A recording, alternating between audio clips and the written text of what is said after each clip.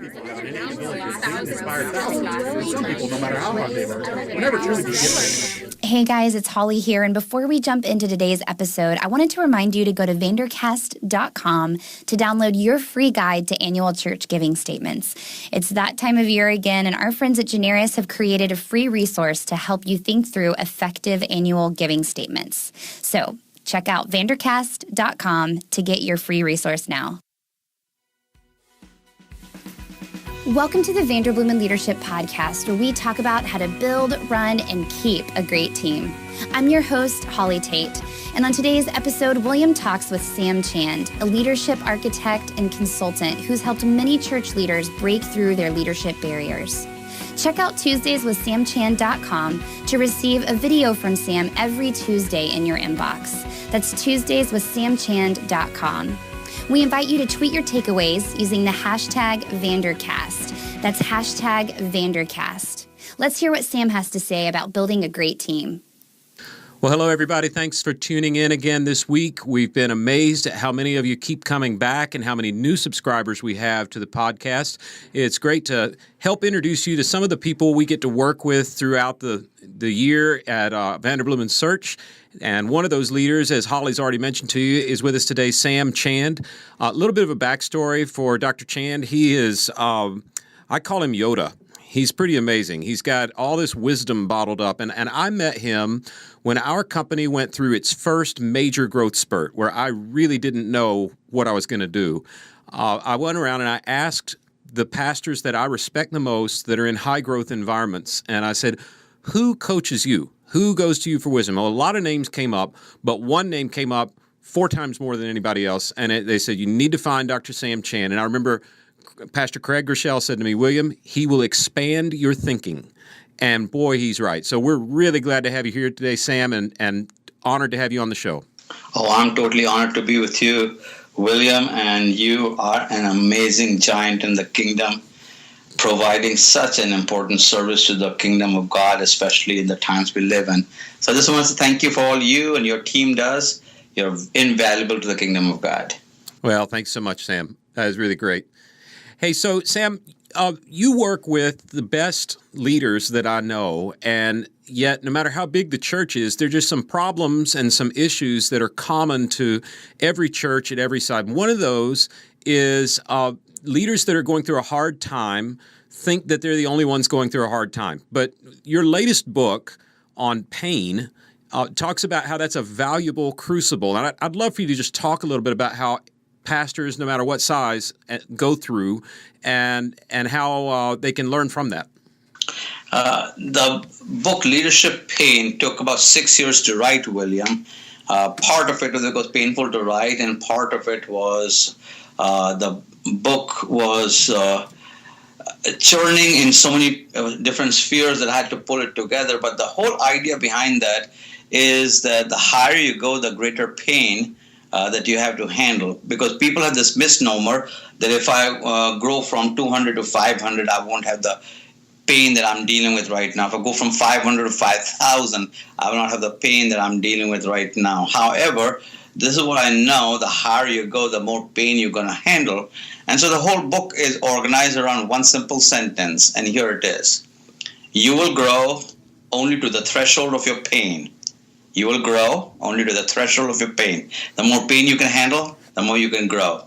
So the common denominator is in large churches and growing churches and progressive churches is the level of pain the senior leader can handle. The higher you go, the more pain. And therefore, we have to get away from the whole notion that there will be a day when you will not have pain.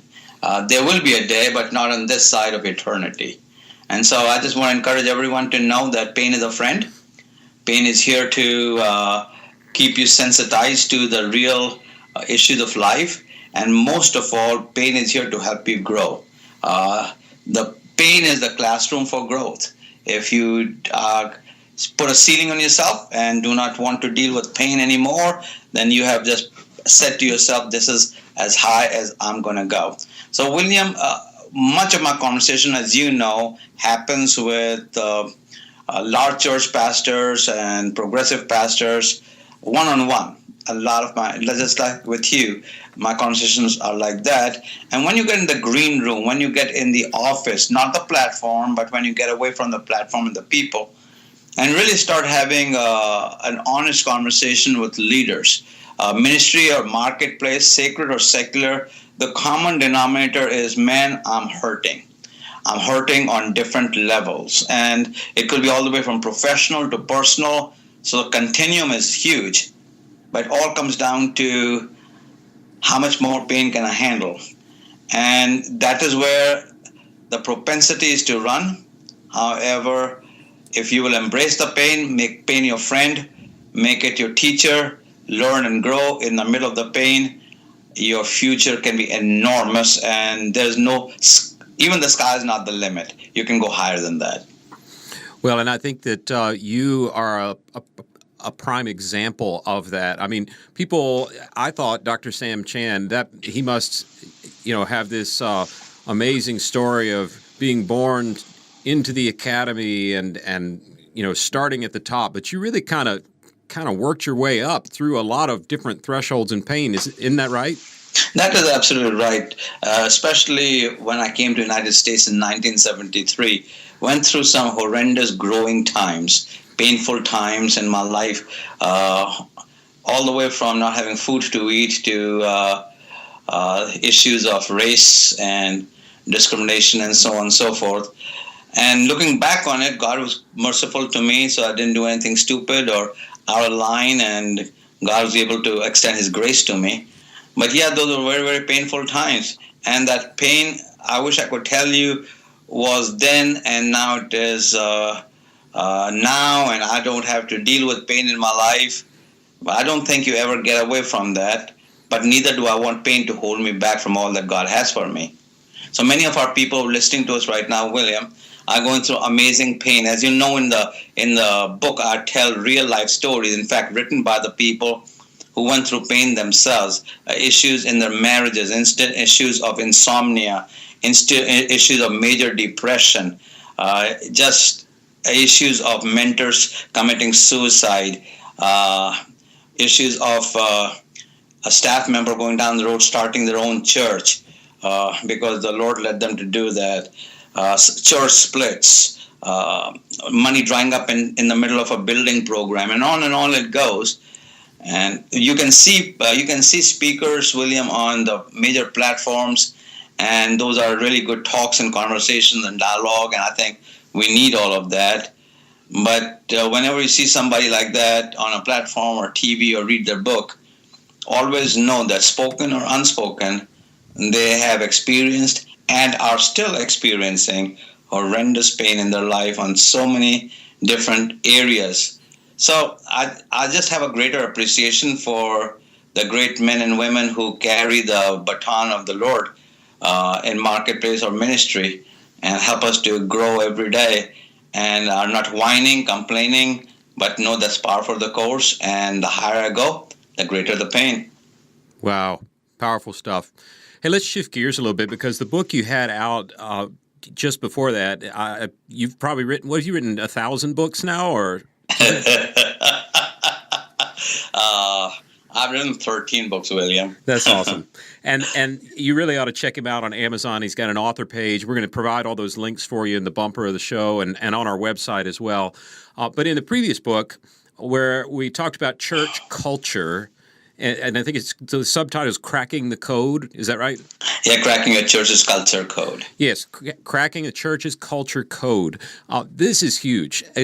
Culture, Peter Drucker said, culture eats strategy for breakfast. And you can lay out all the plans you want, but if the culture isn't right, then you're not going to get anything right. So how do you change your staff culture?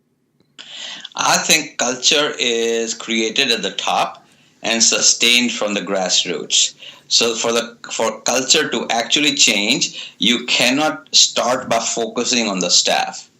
For church culture to really change, you have to focus on the senior leader himself or herself. If someone's been at their church for more than 3 years as a senior leader, you have to take ownership of the culture. I know there was dysfunctions in the previous whatever, but you are there now. And especially if you're a founding pastor, you have to own 100% of the responsibility of a culture. So if the culture is toxic, if the culture is not inspiring, if the culture is disappointing, the first person you got to look at is in the mirror and say, A, how have I contributed to its formation? And B, more importantly, how do I contribute to its sustenance? How does it stay in the groove, and how does it stay sustaining? So once the senior leader takes responsibility for culture crafting and culture creation and culture communication, then we can talk about the staff. It's easy to start with the staff, but it will not be maintained. We can do different things. Staff in most cases want to serve. Staff in most cases really want the best for the church and the pastors. Staff in most cases want their department to grow and to flourish and to be effective for the sake of the Lord and the stewardship issues with the Lord. But the harder place to start is with the senior pastor saying, what about me? Where do I fit into this picture? Am I trying to fix somebody else? And that is not an easy conversation. Not because it's with me. The harder conversation with yourself. And once you are introspective and self-examining and honest, brutally honest with yourself, you'll start seeing where you have created that upline, how you have sustained that. And once you take responsibility for it, then the rest of it can be worked on much easier. That is gold right there.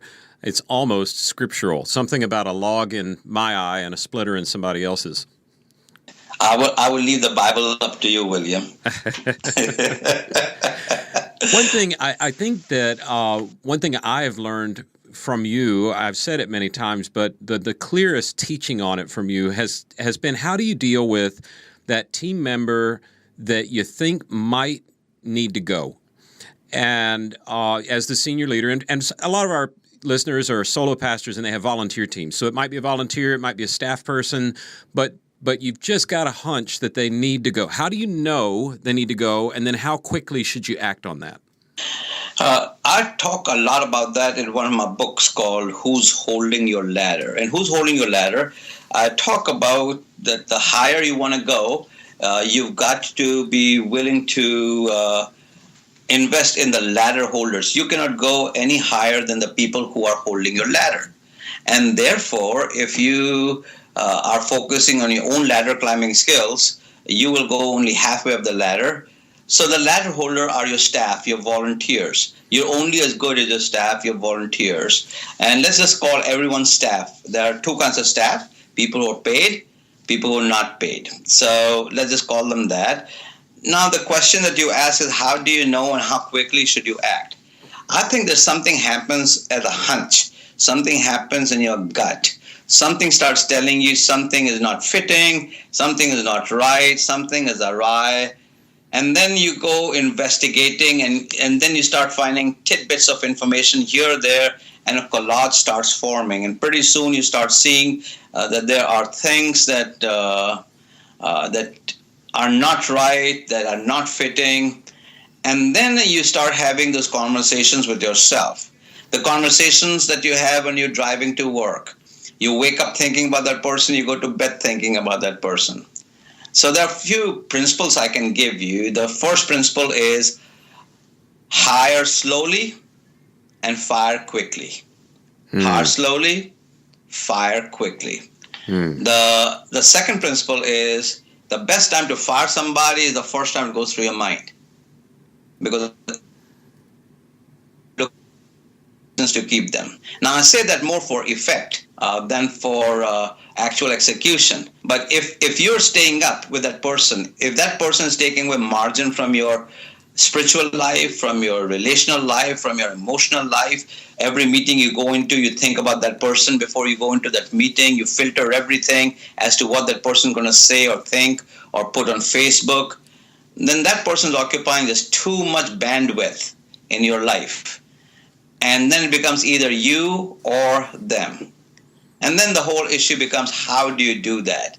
And that is where you need wisdom from There is no classic response to that.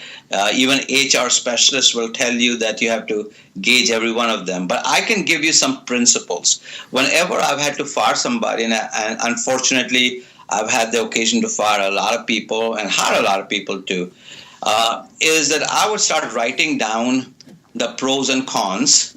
That's the first thing I would do. The second thing I would say, if I was to let this person go, what will be the aftermath? What will be the fallout? And I would actually write out all the fallout, the people that it would affect, department it would affect, work it would affect, money it would affect, ongoing issues of communication. I would write all that down.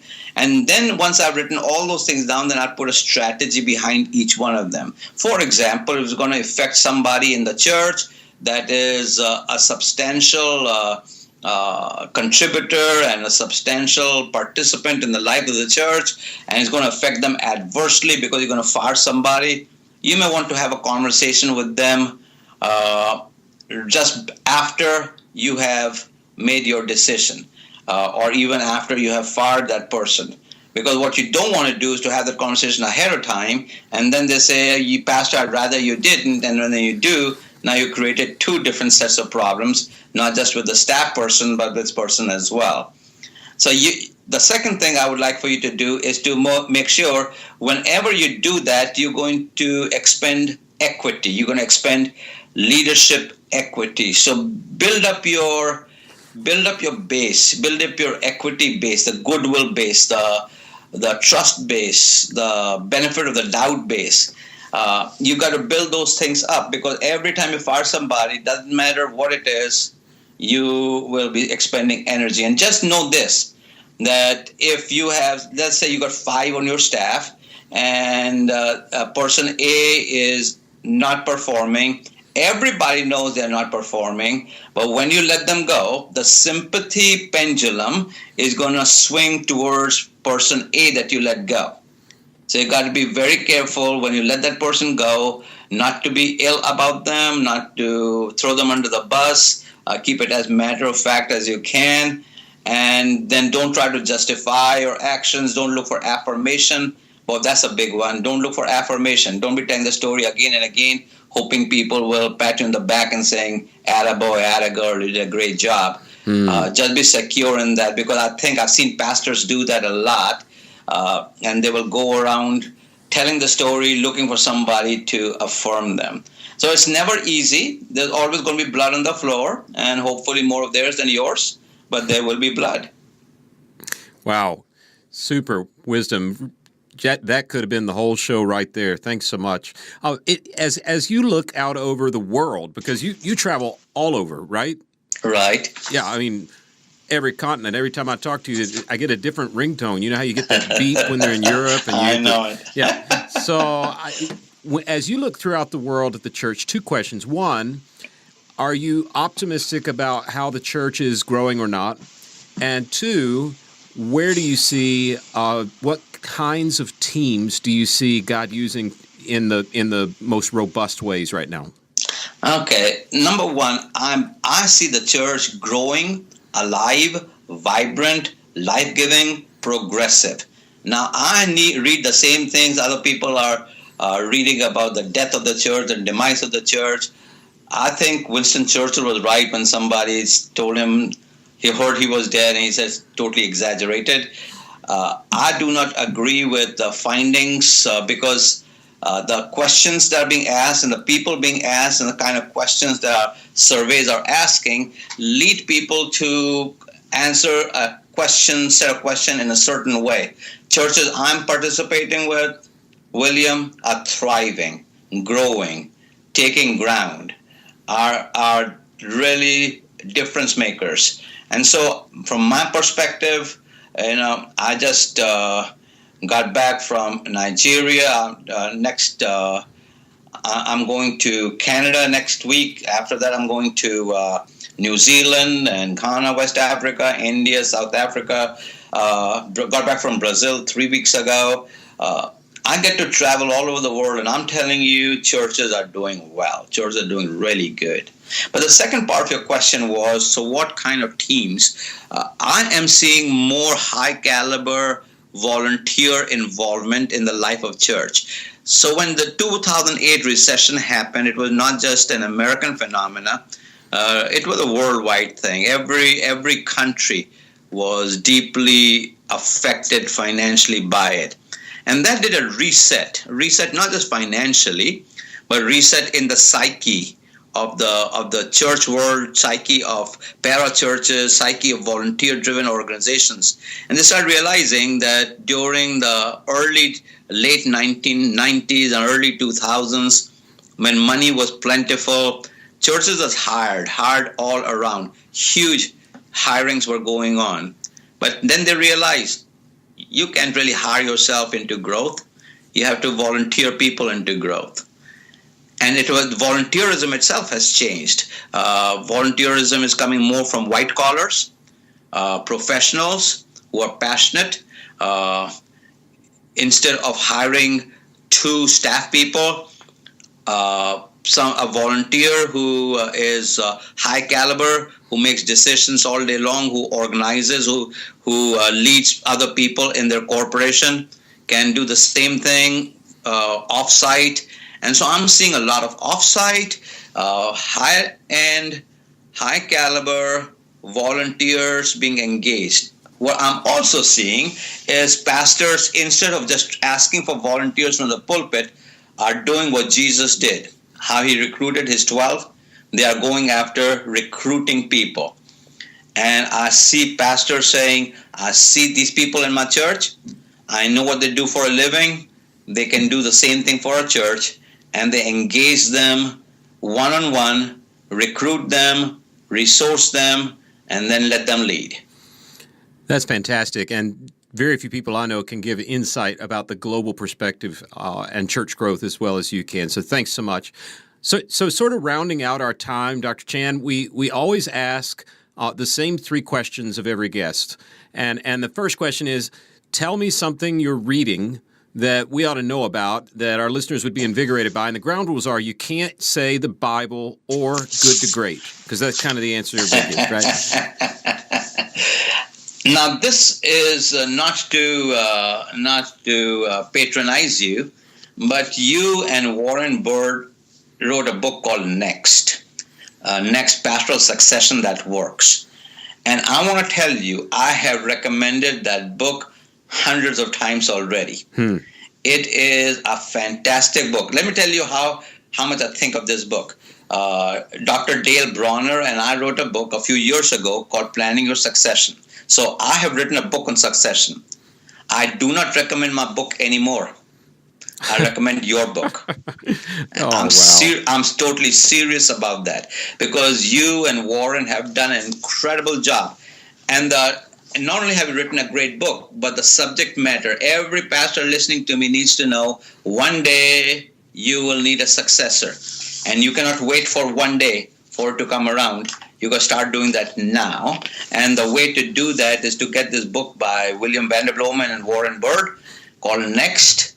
It is never too soon to start talking about this. You don't need to just buy this for yourself. You need to buy a copy for every one of your board, elders, deacons, whoever, the decision makers of trustees of your church, so that everyone can literally get on the same page. So yes, Next book has affected the kingdom for good and better. And William, churches are going to survive the next succession simply because you and Warren took time to write an amazing book. Did my mother tell you to say all that? Well, kind of, sort of. Your mother and your wife and your children. You're way too kind. I really thought my mother was going to buy all 10 copies they printed, but it's a niche book. It's, very small space, but it's in its 4th printing now, and we're all kind of blown away by what God's doing through it. So thank you so much. Second question. Tell us about an app that you've downloaded that you use a lot or that you have fun with. Just what's on your phone? Well, I got a lot of apps on my phone, but because I travel so much, I'm in, so many cities and so many different places and hotels. I have found Yelp to be a big help to me. If I'm looking for a close by restaurant or shopping or, something that I just know is right around here. I know there are other people who have Bible apps and everything like me, but like that, for me, Yelp is God's gift. That's awesome. I didn't know until recently you can actually search for the closest Wi-Fi with Yelp. Yeah, you can do a lot of closest stuff. And when you are tired, it's at at night, and you're looking for something not inside the hotel, but something right close by, it's a real blessing. That's awesome. Last question. A little bit awkward, but we've had fun with it. We like to make sure that our listeners know that that all of our guests are human just like they are. So, tell us a time where you're on stage and you completely dropped the ball. You said the wrong phrase or you had a flub up. What would be one example of a fun time that you just kind of dropped the ball? One of them just happened recently. I was preaching for Pastor Mike Kai in Hawaii, Honolulu, and I was on the platform, large church. I was doing the first service, and the way the church is set up, the first row is no more than 6 feet from the platform, and you are right at face level. And I did not realize till way after the service. I had preached, and then I was in the green room, and pastor says to me, "Hey, Sam, your zipper is down."